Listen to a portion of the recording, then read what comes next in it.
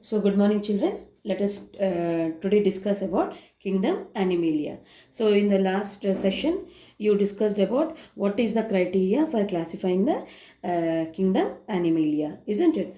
So if you see under subkingdom Invertebrata, the subkingdom Invertebrata is again divided into various phyla. Okay, so the let us now just start with the lowest phyla, okay, of the animal kingdom. Now this is phylum porifera. We can say pori, the name itself says having holes. The animals having body covered with the holes. Now these are commonly also called as what children? Sponges. Okay. Now you can say the most primitive forms of animals are poriferans. So how is their body? They are multicellular but no level of organization. It is only cellular level of organization. Then they have, as I told, body is covered with water pores. If you can see here, there these minute holes are seen on their surface. Okay, so these pores are called as water osteon. And since cellular level of organization, we don't see any kind of tissues or organs present in them. Then they are mostly sedentary, in the sense they're attached to the rock or the seabed of the seabed. Okay, and they have a skeletal system made up of calcium, okay, calcareous spicules. Thereby this provides them the hard nature, and these are exclusively marine, aquatic of course, and these are exclusively marine. Okay, so they are only main contributor for the formation of water, the coral reefs. Okay children, and their means of reproduction is asexual as well as sexual. Coming to the next phyla, that is coelenterata, which are also called as what? Cnidaria. Coelenteron means having a cavity, but that is not a true body cavity, but they have a cavity which is called as gastrovascular cavity. So here if you see, some of examples are given here, and this one you must be all familiar, hydra. Okay children, so hydra belong to the phylum coelenterata.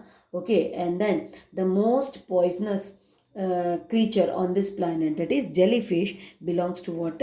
Belongs to this phylum coelenterata. Okay, then what are their characteristics? These are multicellular. Here we see that there is some amount of tissue level of organization. These are also aquatic, mostly marine. Some may be found in fresh water. Okay, like hydra. Okay, and then they have a radial symmetry.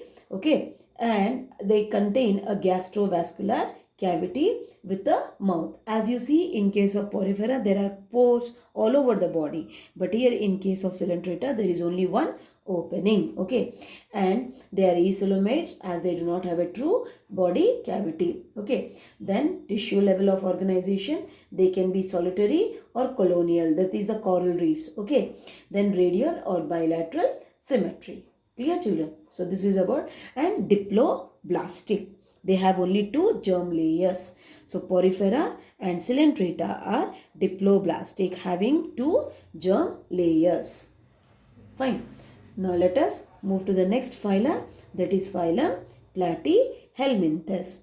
Now these, the name itself says platy, flatworm, okay, or flattened body. So these, they have tape-like body. That's why they're also called as tapeworms. Okay. So these tapeworms are going to have a segmentation on their external body surface. Segmentation means the external fine lines drawn on the external surface. Then here onwards, from the flatworms onwards, we see that all the phyla are triploblastic. That means they have three germ layers. So the first triploblastic animals are who? Platyhelminthes. Then symmetry is bilateral, can be divided into two planes. Then they are acoelomates. They also don't have any true body cavity. Where they are found? In damp and moist places, preferably, and also in aquatic media. Then most of them are parasites, that means inhabiting the animal body, animal or the human body. Okay, and then some are free living like planaria. Now this is a planaria and this is tapeworm which commonly targets your intestine. Okay, then coming to the level of organization, they also show tissue level of organization better developed when compared to coelenterata, wherein they have a digestive system. Only mouth is present, of course. Nervous system is also being found with an excretory system, but circulatory system is absent. Okay, and respiratory systems are absent. And these are hermaphrodites, that is bisexual. And what is their mode of reproduction? Maybe either asexual or sexual. Okay, asexual by the process of fragmentation.